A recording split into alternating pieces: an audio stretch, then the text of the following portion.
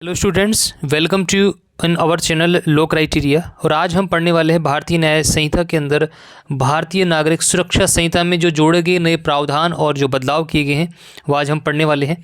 तो सबसे पहले हम पढ़ेंगे धारा 23 में क्या कुछ प्रावधान किए गए हैं।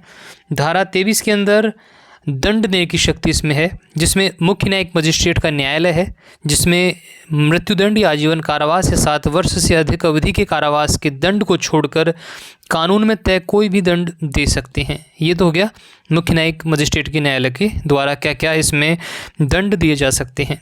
इसके बाद प्रथम श्रेणी मजिस्ट्रेट का न्यायालय, जो कि 3 वर्ष से अधिक अवधि के कारावास या 50,000 रुपये से अधिक जुर्माने या दोनों या सामुदायिक सेवा की सज़ा दे सकते हैं।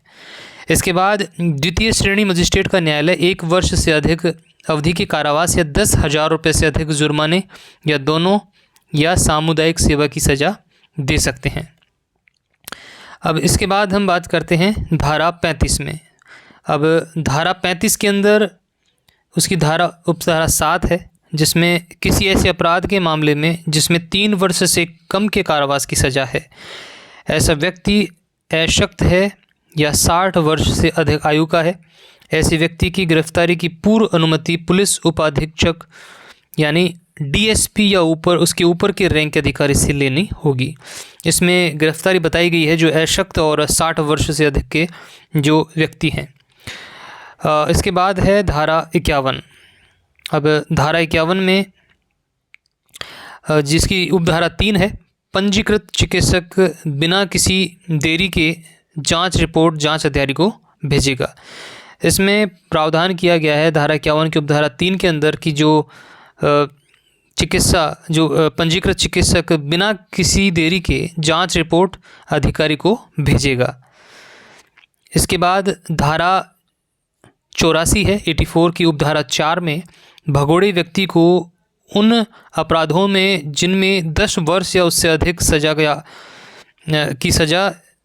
अधिक सजा या आजीवन कारावास या मृत्युदंड है, उनको उद्घोषित अपराधी के रूप में घोषित किया जा सकता है। ये धारा जो 84 है उसकी उपधारा 4 में ये बताया गया है। इसके बाद बात करते हैं धारा 105 की। धारा 105 में इसमें ऑडियो वीडियो इलेक्ट्रॉनिक माध्यम से तलाशी और जब्ती की रिकॉर्डिंग शामिल है। पुलिस अधिकारी बिना देरी किए ऐसे रिकॉर्डिंग को ज़िला मजिस्ट्रेट, सब डिविजनल मजिस्ट्रेट या प्रथम श्रेणी के न्यायिक मजिस्ट्रेट को भेजेगा। धारा 105 में ये प्रावधान किया गया है। इसके बाद बात करते हैं धारा 107 की। धारा 107 में संपत्ति की कुर्की, जब्ती या बहाली, इसमें ऐसे मामले शामिल है जहां जांच करने वाले पुलिस अधिकारी के पास यह मानने का कारण है कि कोई संपत्ति किसी आपराधिक गतिविधि या किसी अपराध के परिणाम स्वरूप प्रत्यक्ष या अप्रत्यक्ष रूप से प्राप्त हुई है, तो वह पुलिस अधीक्षक या पुलिस आयुक्त की स्वीकृति से न्यायालय या न्यायिक मजिस्ट्रेट को आवेदन कर सकता है। ये किसमें था? धारा 107 के अंदर था। अब बात करते हैं धारा 112 है। धारा 112 में अगर जांच अधिकारी या जांच अधिकारी से उच्च पद का कोई अधिकारी यह आवेदन करता है कि भारत के बाहर किसी देश में साक्ष्य मिल सकता है, तो क्रिमिनल कोर्ट संबंधित देश के न्यायालय या प्राधिकारी को पत्र लिखकर अनुरोध कर सकता है कि संबंधित व्यक्ति या स्थल की जांच करके कोई दस्तावेज या जांच में व्यक्ति से मिला बयान एकत्र करके उसकी प्रमाणित प्रति भेजिए। ये क्या कर सकता है कोई? इसमें क्या कर सकता है? अगर जांच अधिकारी या जांच अधिकारी से उच्च पद का कोई अधिकारी यह आवेदन करता है कि भारत के बाहर किसी देश में साक्ष्य मिल सकता है, तो क्रिमिनल कोर्ट संबंधित देश के न्यायालय को या उसके प्राधिकारी को पत्र लिखकर अनुरोध कर सकता है कि संबंधित व्यक्ति या स्थल की जांच करके कोई दस्तावेज जांच में व्यक्ति से मिला या बयान एकत्र करके उसकी प्रमाणित प्रति भिजवाई जाए। इस तरह मिला बयान या दस्तावेज अब साक्ष्य माना जाएगा। इसमें आगे की कार्रवाई भी धारा 113 में शामिल है। अब बात करते हैं धारा 172 की। पुलिस अधिकारी अपने किसी भी कर्तव्य का पालन करने के लिए जो विधिपूर्ण निर्देश देगा उसका पालन करने के लिए हर व्यक्ति बाध्य होगा। जो पुलिस अधिकारी अपने किसी भी कर्तव्य का पालन करने के लिए जो विधिपूर्ण निर्देश देगा उसका पालन करने के लिए हर व्यक्ति क्या होगा, बाध्य होगा, धारा 172 के अंदर। अब बात करते हैं, निर्देश का पालन करने से इनकार करने या अनदेखी करने वाले व्यक्ति को हिरासत में लिया जा सकता है। जो इसकी अनदेखी करेंगे, इनकी काम के जो पालन करते हुए जो विधिपूर्ण जो निर्देश दिया जाएगा किसी पुलिस अधिकारी के द्वारा, उसका कोई पालन नहीं करेगा तो उसके निर्देश पालन के से इनकार जो करेगा उस व्यक्ति को हिरासत में लिया जा सकता है, मजिस्ट्रेट के समक्ष ले जाया जा सकता है। छोटे मामले में उसे 24 घंटे के भीतर उसे रिहा किया जा सकता है। ये धारा 172 में है। अब बात करते हैं धारा 173 की। इसमें ऑनलाइन घटनाओं की रिपोर्ट करना शामिल है। अब कोई व्यक्ति संचार के इलेक्ट्रॉनिक माध्यमों से घटनाओं की रिपोर्ट कर सकता है। इसके लिए उसे पुलिस स्टेशन जाने की आवश्यकता नहीं है। इसमें क्या है कि धारा 173 के अंतर्गत घटनाओं की रिपोर्ट कर सकता है। इसमें कोई भी व्यक्ति संचार के इलेक्ट्रॉनिक माध्यम से घटनाओं की जानकारी दे सकता है, मतलब ऑनलाइन रिपोर्ट कर सकता है। इसके लिए उसे पुलिस स्टेशन जाने की आवश्यकता नहीं है। इससे रिपोर्टिंग आसान और त्वरित होगी, जिससे पुलिस द्वारा त्वरित कार्रवाई सुगम होगी। मतलब इसमें ऑनलाइन रिपोर्ट करने के बारे में बताया गया है। अब बात करते हैं धारा 179। इसमें पुलिस स्टेशन जाने से छूट है। इस धारा के अंदर पुलिस स्टेशन जाने से छूट है। जांच करने वाला कोई भी पुलिस अधिकारी लिखित आदेश देकर अपने या किसी नज़दीकी थाने में रहने वाले किसी भी ऐसे व्यक्ति को अपने समक्ष उपस्थित होने के लिए कह सकता है जो दी गई सूचना या मामले के तथ्यों को से परिचित प्रतीत होता हो। ऐसा व्यक्ति अपेक्षित रूप से उपस्थित होगा। हालांकि 15 वर्ष से कम या 60 वर्ष से अधिक आयु के व्यक्ति, दिव्यांग या गंभीर बीमारी से ग्रस्त व्यक्ति उसके निवास के अलावा किसी अन्य स्थान पर आने की अपेक्षा नहीं की जाएगी उसकी। यदि ऐसा व्यक्ति पुलिस थाने में उपस्थित होने के लिए इच्छुक है तो ऐसे व्यक्ति को ऐसा करने की अनुमति दी जा सकती है। किसमें? धारा 179 के अंदर है। अब बात करते हैं धारा 258 की। इसमें दोष मुक्त या दोष सिद्ध का निर्णय तर्कों और विधि के बिंदुओं को सुनने के पश्चात न्यायाधीश मामले में, मतलब दोष मुक्त या दोष सिद्धि का निर्णय इसके अंदर दिया गया है। इसमें तर्कों और विधि के बिंदुओं को सुनने के पश्चात न्यायाधीश मामले में यथाशीघ्र तर्कों के पूर्ण होने की तिथि से 30 दिन की अवधि के भीतर निर्णय देगा। इसमें 30 दिन के भीतर न्यायाधीश निर्णय देंगे, जिसे लिखित रूप में दर्ज किए जाने वाले कारणों से 45 दिन की अवधि तक बढ़ाया जा सकता है। यदि अभियुक्त को दोष सिद्ध किया जाता है तो न्यायाधीश जब तक कि वह धारा 401 के प्रावधानों के अनुसार कार्यवाही न करें, अभियुक्त को दंड के प्रश्नों पर सुनेगा और फिर दंड पारित करेंगे। अब बात करते हैं धारा 183 की। धारा 183 में महिला मजिस्ट्रेट द्वारा बयान। इसमें महिलाओं के विरुद्ध कुछ अपराधों में पीड़िता के बयान जहां तक संभव हो महिला मजिस्ट्रेट द्वारा दर्ज किए जाने चाहिए।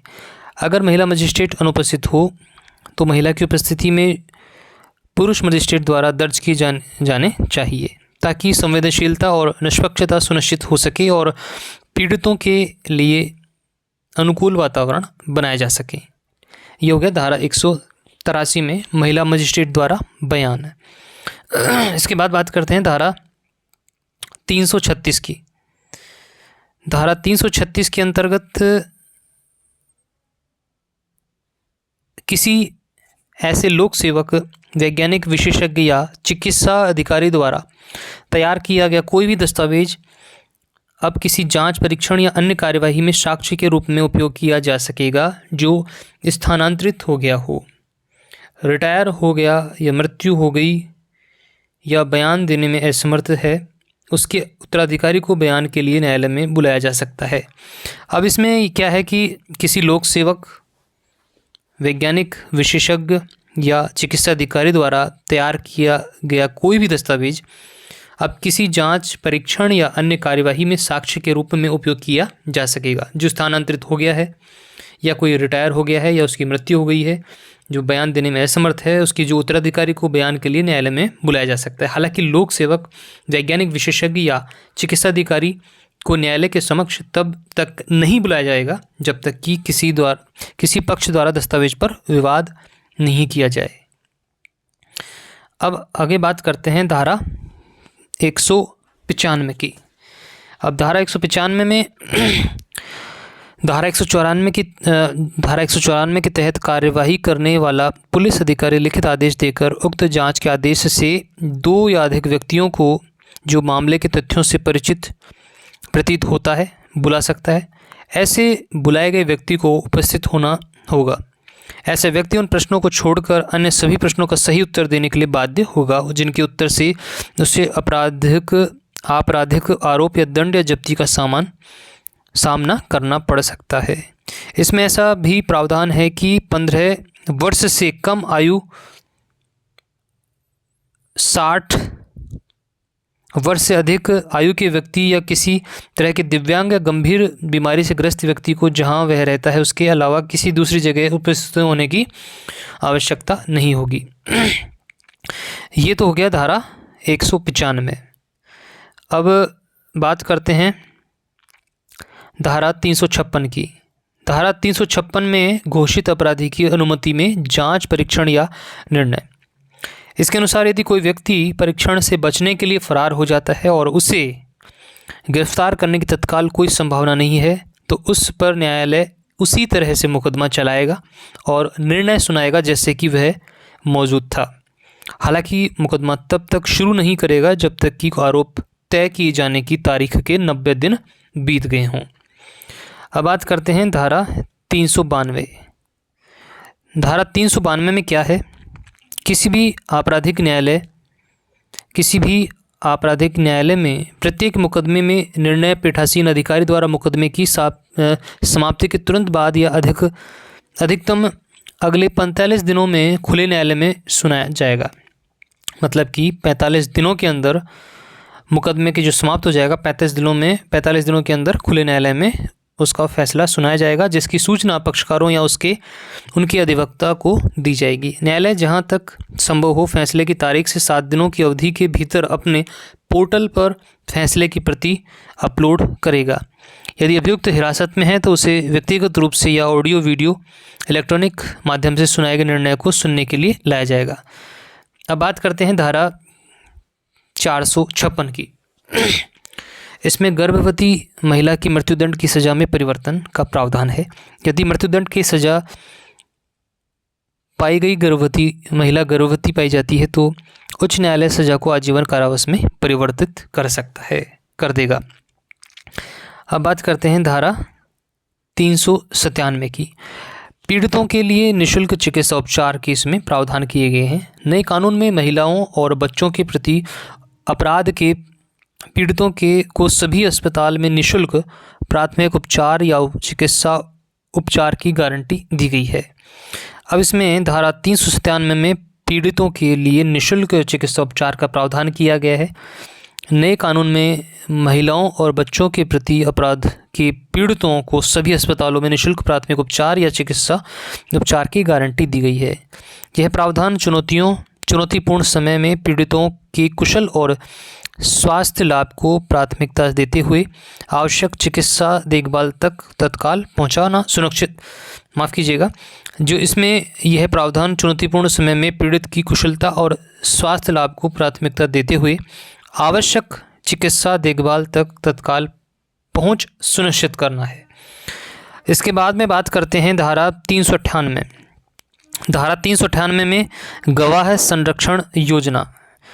प्रत्येक राज्य सरकार गवाहों की सुरक्षा सुनिश्चित करने के उद्देश्य से राज्य के लिए गवाह संरक्षण योजना तैयार करेगी और उसे अधिसूचित करेगी। ये किस में आएगा? धारा 398 के अंदर आएगा। अब बात करते हैं धारा 473 की।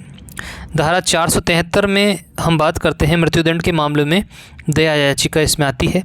सज़ा के 30 दिन के भीतर दया याचिका दे सकता है। अगर किसी मामले में एक से अधिक दोषी हैं तो जेल अधीक्षक या प्रभारी सुनिश्चित करेगा कि प्रत्येक दोषी 60 दिनों के भीतर दया याचिका दायर करे या अन्य दोषियों से दया याचिका दया याचिका नहीं होने पर सभी विवरण के साथ केंद्र या राज्य को विचार के लिए भेजेगा। राष्ट्रपति दया याचिका पर विचार निर्णय करेंगे। संविधान के अनुच्छेद 72 या अनुच्छेद 161 के अंतर्गत राष्ट्रपति या राज्यपाल द्वारा पारित आदेश के विरुद्ध किसी न्यायालय में अपील नहीं की जा सकेगी तथा यह अंतिम होगा। राष्ट्रपति या राज्यपाल द्वारा निर्णय दिए जाने के संबंध में किसी भी प्रश्न की किसी न्यायालय में जांच नहीं की जाएगी। ये किस में आ गया? धारा 373 के अंदर। अब बात करते हैं धारा 479 विचाराधीन। इसमें क्या है? विचाराधीन कैदी को अधिकतम कितनी अवधि तक हिरासत में रखा जा सकता है। इसमें विचाराधीन कैदी को हिरासत में रखने की बात की गई है। इसमें जब कोई व्यक्ति किसी अपराध के लिए तय कारावास की अधिकतम अवधि की आधी अवधि के लिए हिरासत में रहा हो तो न्यायालय द्वारा उसे जमानत पर रिहा किया जाएगा। अगर कोई पहली बार का अपराधी है और अपराध में तय अधिकतम कारावास की सज़ा की 1/3 अवधि हिरासत में रहा है तो न्यायालय उसे बॉन्ड पर रिहा कर सकता है। किसी व्यक्ति को संबंधित अपराध के लिए तय कारावास की अधिकतम अवधि से अधिक दिन तक जांच, पूछताछ या परीक्षण के लिए हिरासत में नहीं रखा जा सकता है। अगर किसी अपराधी के खिलाफ एक से अधिक मामलों में जांच, पूछताछ या परीक्षण चल रहा है तो उसे न्यायालय द्वारा जमानत पर रिहा नहीं किया जाएगा। ये धारा 479 में है। अब धारा 530 की बात कर लेते हैं। इसमें इलेक्ट्रॉनिक मोड में सुनवाई और कार्यवाही का इसमें प्रावधान है।